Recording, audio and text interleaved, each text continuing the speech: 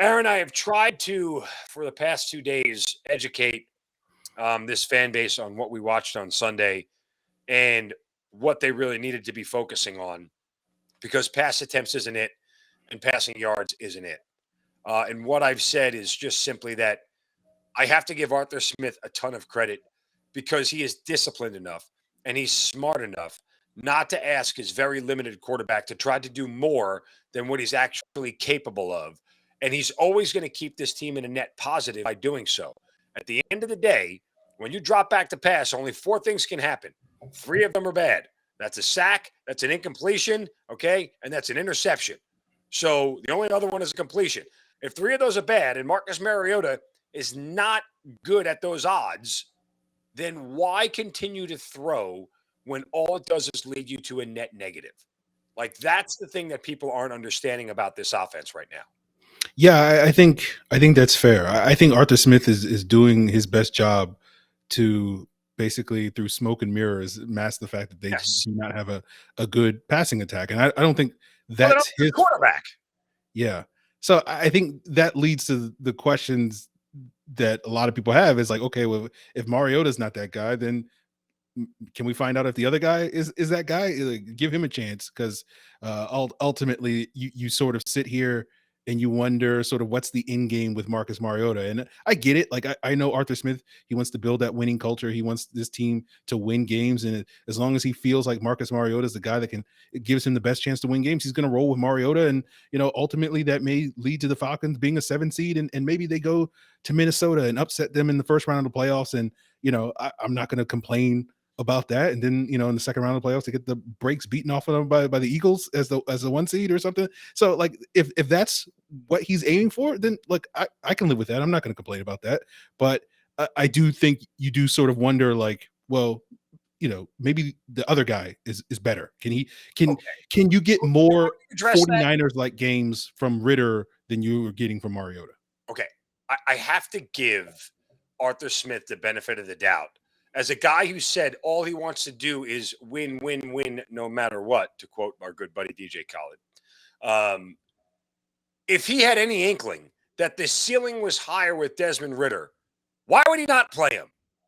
Right? I think you're getting the exact same thing. I think the ceiling is equally as high, and all you're doing is taking an inexperienced young quarterback and asking him to do things and make decisions that he just doesn't have the reps to do at this point in time. Like, I think you eliminate a certain amount of risk with Mariota over Ridder just based off of a rookie making rookie mistakes, right? So that's why we're not seeing him at this point in time. I mean, was Ridder known for his accuracy? No. Was he known for a rocket arm? No. He was known to be able to make plays. Of course he was. But Mariota's making plays. So tell me how we have any idea that Ridder is going to be decidedly better than Mariota, because I say the answer is no. We don't know. But when Mariota's not the answer, you kind of go like, but maybe. And even if it's like a 10% chance or a 20%, I don't know. I think you can make a case. Again, we haven't seen enough of Ridder. We're basing a lot of our opinion off of what he did Cincinnati and what he did in the preseason. But you just kind of wonder, okay, you're not going to change the game plan with Desmond Ridder. It's going to be the same. They're going to run the ball 40 times. They're going to throw it 15 times. But you do wonder, like, okay, could Ridder go 12 for 15 and throw for 160 yards instead of 110 yards that Marcus Mariota is giving you? Like, that feels like such a low hurdle to clear that you kind of feel like maybe the rookie can do that. It's like trying to date a girl. Like, all you have to do is have a heartbeat and a job, and I think you're dateable.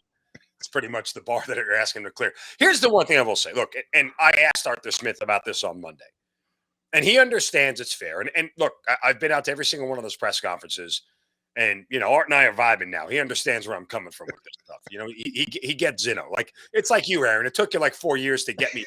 Arthur Smith managed to do it in like 6 weeks. But, and I phrase it like, Arthur, I understand you're targeting Kyle. Right? Like, I'm not debating that you're not targeting him, but how do you maximize the production? Because if you're only going to throw 13 passes, and by the way, 7 of them were targeted to Pitts. So stop complaining about Pitts targets. Like, 1 to Drake London, unacceptable. I get it. But that was the anomaly of any game this year. But half the passes he threw were targeted to the guy that we drafted for to get those targets. So that's not the issue. The issue is how do you complete more of them and how do you get more production out of it? And he understands that he needs to get more production out of it, but I'm not sure what else you want him to do other than give the command to Marcus, throw the ball to Kyle Pitts or nobody else, which is a bad command for a coach to give. Yeah, I think that's fair. I don't think the issue is Pitts getting enough targets. Obviously, like you need to hit, if you want Pitts to get more targets, you need the Falcons to throw the ball a whole lot more. And as we just discussed, they're not going to really do that if they can help it. I think the main complaint is like, can we get those targets on target, right? Like there was a miss that Mariota had when he threw behind Pitts that should have been a completion. And I think the only gripe you can have with Arthur Smith is going back to that Seattle game and that opening drive where it felt like he got some layups to Kyle Pitts early in that game, some high percentage. So you got to get it going early. And they tried a screen in this game to Pitts, and it didn't get completed. Or it got blown up because Jake Matthews missed the block. So it feels like there's room for growth there, but like it does feel like this, they're not throwing the ball to Kyle Pitts narrative. The fantasy folks are right. And again, I am for the people who want to have the conversation of you drafted him fourth and put this in a draft context. I get it, but that has nothing to do. You could have had that conversation last year and you could have had it before the draft. Like that conversation hasn't changed. You take a pass catcher fourth overall, you get him the damn ball. Like that's never changing. So I don't know that that's necessarily germane to what the Falcons struggled with. Look, in reality, we got to remember a couple of things. One, this is an offense that has only scored more than 24 points once this year. The offense, right? Because they scored 27 against Seattle. The 28 against the Niners was a defensive touchdown, and the 27 against the Rams was a special teams touchdown. Those weren't offensive touchdowns. So this is an offense that's only really going to get in the end zone twice a game with 2 coup field goals. Like, that's where they are. We knew this. Like, all of a sudden, and again, I hate it when people forget where we started. Because, Aaron, you and I talked about this. If I told you on 1 September they were going to be 3-4 after 7 games, you would have done backflips and said, I'll take it, no matter what, right? But they start winning a little bit, and they start having some success, and all of a sudden it's like, well, we forgot how bad we were supposed to be, and we think we're better than what we are. No. This is a very limited roster, and this coach should be getting pumped up in accolades every single week for managing to keep this team in games. And, oh, by the way, let's totally not have the conversation about the defense getting roasted for 35 because they've given up yards like Halloween candy coming up next Monday. And I know Arthur Smith said, stats be damned. Yeah, well, eventually those stats caught up to you because you're giving up more yards than anybody in the league right now through the air. Yeah. Their bend but don't break style did not work because they did a lot of breaking, a lot of bending and a lot of breaking. You basically, that formula it doesn't work when you can't get off the field in third downs. It doesn't work when you can't get stops in the red zone, and it doesn't work when you're giving up big play after big play after big play, which Cincinnati was able to get. So, I hope Carolina's offense doesn't do that. PJ Walker is not ripping them apart. I think we'll have a lot more questions moving forward if Carolina is able to have similar success. But Cincinnati's, they're a team that has Super Bowl aspirations, so it's not surprising that they were able to really exploit the weaknesses. By the way, even if AJ Terrell played the whole game, you get the same result. Yeah, maybe one less touchdown. It would have went to somebody else. Yeah, like honestly, whoever was covering it would have went to somebody else who was open. And I get they had backup guys playing. Okay, I mean that happens. But still, this defense has been getting torched week after week from a yardage standpoint. That's going to catch up with you. Speaking of catching up with you, the other thing, and then I want to move on to Carolina a little bit, but, the argument of, well, this isn't sustainable. Well, no bleep. Like, whoever said it was? Like, nobody ever said that winning the way the Falcons have won this year is sustainable. No one ever argued that. But the alternative is losing the same way. So wouldn't you rather win? I don't like when people make that argument. I'm like, yeah, you're not saying anything anybody isn't aware of, and Arthur Smith isn't aware of, and the entire coaching staff and Terry Fontenot aren't aware of. You can't win a lot of games this way. But if you're going to win more than you lose with it, then just take it for now. Like, until you get a better roster, this is what you are. Yeah, I think that's fair. I think for me, I want to see this team grow. I want to see by years in, I want to see real growth from this team by the time we get to week 18 and hopefully, potentially finally beating Tom Brady. I want to see an offense that, hey, instead of throwing it 15 times a game and completing 7 passes in a game, maybe we can throw the ball 25 times a game and complete 16 passes in a game. And if that's where we are and we're still, a running team and we're playing this bend but don't break defense, like that to me, I'll look at that as a positive, even if we're not looking at this passing attack as being a high level unit. But it's like, okay, they were able to grow and evolve over the course of the season. They got better. That's good coaching.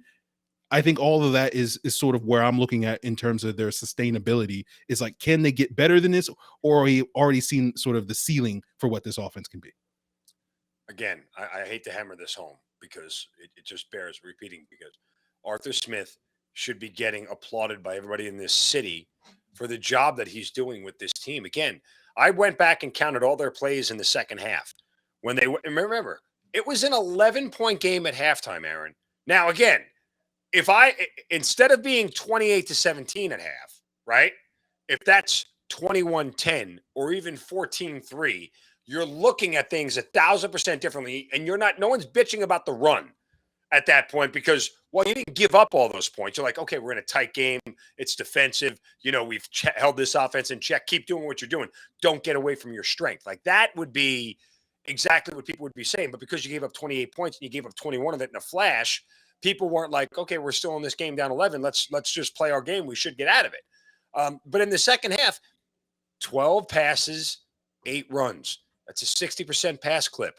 That is a far divergence from what they were doing all year long.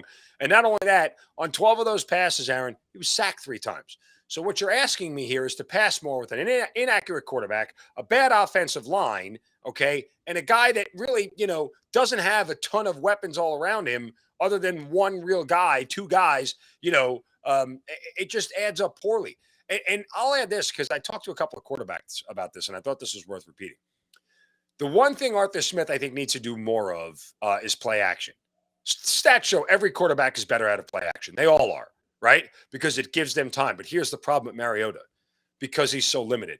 When you do play action, he can only do play action from the shotgun, and they telegraph it because they can't do real play action, because when you put him under center, guess what he's got to do? He's got to turn his back to the defense for a second and a half, and he's not fast enough to pick up everything that moved while he had his back to the defense. Arthur Smith knows this and won't put his quarterback in a bad position. I keep reiterating it 1,000 times, but I need people to understand why the things are executed the way they are. Yeah, I got no complaints with what Arthur Smith is doing. I think he's doing a great job trying to maximize his team. Him, Brian Daboll, and whoever else certainly are probably the lead candidates for Coach of the Year currently through halfway through the season. The thing with Mariota, I agree with your point about him turning his back to the defense. I think the issue is, like, when you look at all the sort of shotgun play action, I think they're running play action at like a historic clip. I think they're running play action more than like any offense in the last 5 years has run it. And so it's like, do we need to dial up that even more than what we're currently doing to He's master? doing a lot from the shotgun, right? Yeah.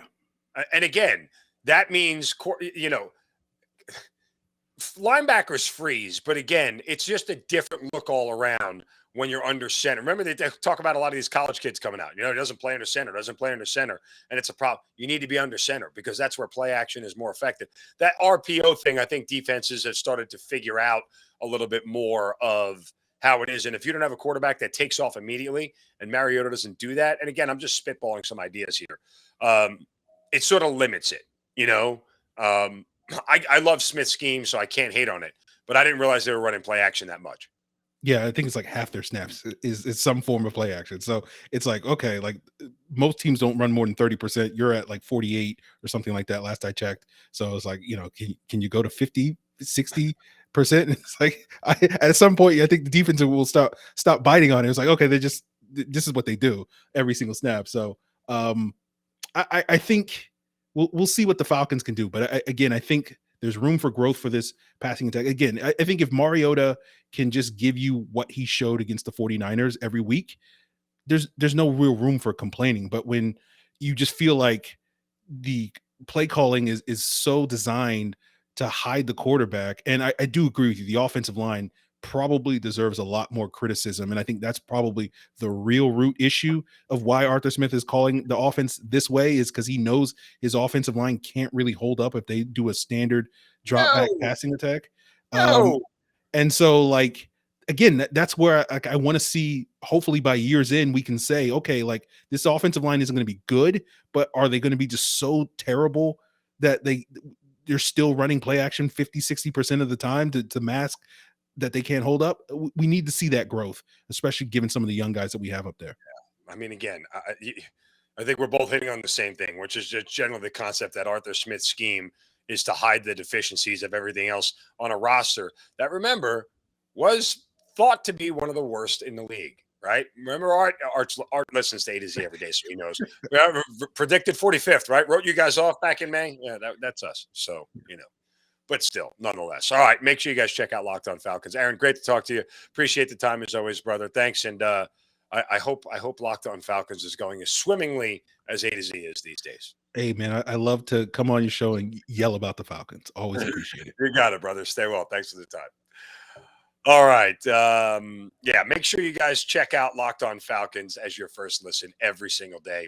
But make sure you check out as well NFL Key Predictions every Friday at Locked On NFL. Locked On's local experts give you the inside scoop, plus the 5 biggest games of the NFL weekend, including Sunday and Monday Night Football, plus betting advice from the leading experts BetOnline. Follow NFL Key Predictions every Friday on Locked On NFL, available on the Odyssey app, YouTube, and wherever you get your podcasts.